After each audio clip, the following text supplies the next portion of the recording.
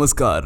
आधुनिकता की अंधी दौड़ में संस्कृत और संस्कृति को भूलने का परिणाम यह हुआ है कि भारत के पास कितना विज्ञान था यह भी हम भूल चुके हैं। मित्रों, भारत की एक यूनिवर्सिटी से एक छात्र नासा में नियुक्त होता है। वहाँ उसके सीनियर अमेरिकी अधिकारी उससे कहते हैं कि आपके देश में कोई भारद्वाज ऋषि हुए हैं, उन्होंने विमान शास्त्र लिखा था, वह मंगवा दीजिए। उस लड़के ने अपने घर वालों से कहा कि वह विमान शास्त्र की पुस्तक भेज दीजिए। काफी ढूंढने के बाद वह पुस्तक मैसूर के राजा की लाइब्रेरी में मिली और अंततः नासा तक पहुंचा दी गई। ये बिल्कुल सत्य घटना है।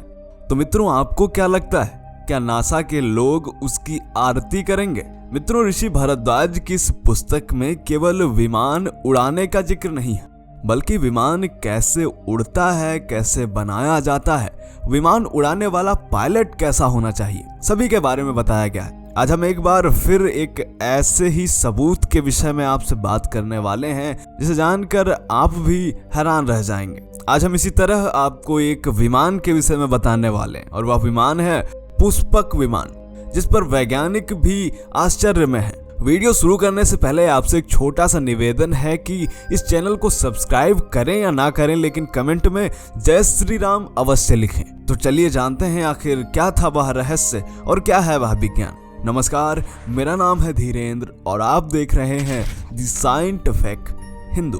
मित्रों, रावण ने माता सीता का अपहरण पंचवटी से किया था, यानी कि नासिक महाराष्ट्र से, और पुष्पक विमान द्वारा हम्पी जो कि कर्नाटक में है, लेपाक्षी यानी कि आंध्र प्रदेश से होते हुए वह श्रीलंका तक पहुंचा था। आश्चर्य होता है कि जब हम आधुनिक टेक्नोलॉजी से देखते हैं कि नासिक, हम्पी, लेपाक्षी और श्रीलंका बिल्कुल एक सीधी लाइन में है। नासिक से लेकर के हम्पी, लेपाक्षी और इस पूरे रास्ते में रामायण से जुड़े अमिट साक्ष्य मिलते हैं जो आज भी मौजूद हैं। अगर हम पंचवटी से श्रीलंका जाने के रास्ते को देखें तो यह बिल्कुल सीधा और छोटा रास्ता है। अब आप यह खुद सोचिए कि उस समय गूगल मैप तो था नहीं जो शॉर्टेस्ट वे बता देता, फिर कैसे उस समय यह पता किया गया कि सबसे छोटा और सीधा मार्ग है कौन? या अगर हम कुछ धर्मद्रोहियों के अहम संतुष्टि के लिए यह मान भी लें कि रामायण केवल एक महाकाव्य है जो वाल्मीकि जी ने लिख दिया, तो फिर ये बताओ कि उस जमाने में जब गूगल मैप भी नहीं था तो यह कैसे पता चला कि पंचवटी से श्रीलंका तक जाने का सबसे छोटा रास्ता यही है? महाकाव्य में तो किन्हीं भी स्थानों का जिक्र घटनाओं को बताने के लिए आ जाता, तो फिर ऐसी ही जगहें क्यों चुनी गईं?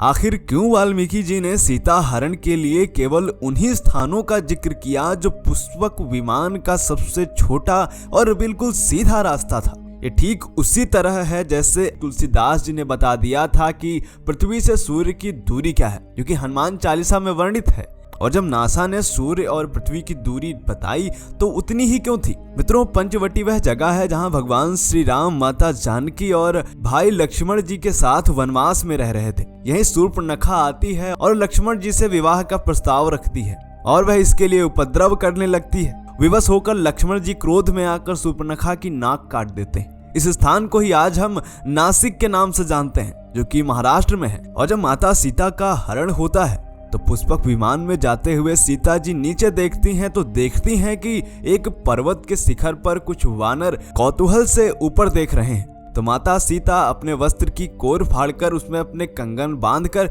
नीचे फेंक देती हैं ताकि भगवान राम को उन्हें ढूंढने में सहायता प्राप्त हो सके। जिस स्थान पर सीता जी ने उन वानरों को ये आभूषण फेंके थे वह स्थान था ऋष्यमुख पर्वत, जो आज भी कर्नाटक के हम्पी में स्थित है। इसके बाद गिद्धराज जटायु देखते हैं कि कोई राक्षस किसी स्त्री को बलपूर्वक अपने विमान में लिए जा रहा है। जटायु ने सीता जी को छुड़ाने के लिए रावण से युद्ध किया।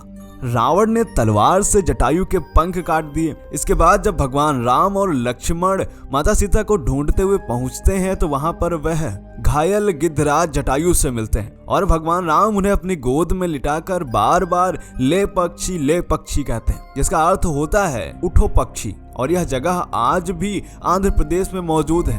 तो इस तरह पंचवटी से हम्पी, हम्पी से लेपाक्षी, लेपाक्षी से श्रीलंका, यानी कि सीधा और सबसे छोटा हवाई रास्ता। यानी कि हमारे जमाने में रामायण काल में विमान होने के सबूत मिलते हैं। यह विज्ञान आज भी मौजूद है। इसकी पुष्टि के लिए आप अपने स्मार्टफोन को खोलिए और गूगल मैप निकालिए और तुरंत देखिए कि क्या मैंने सच बताया है अथवा नहीं। यदि सच है तो इस वीडियो को शेयर करें और कमेंट में जय श्री राम अवश्य लिखें। मिलते हैं आपसे अगले वीडियो में, तब तक के लिए जय हिंद, जय भारत, वंदे मातरम।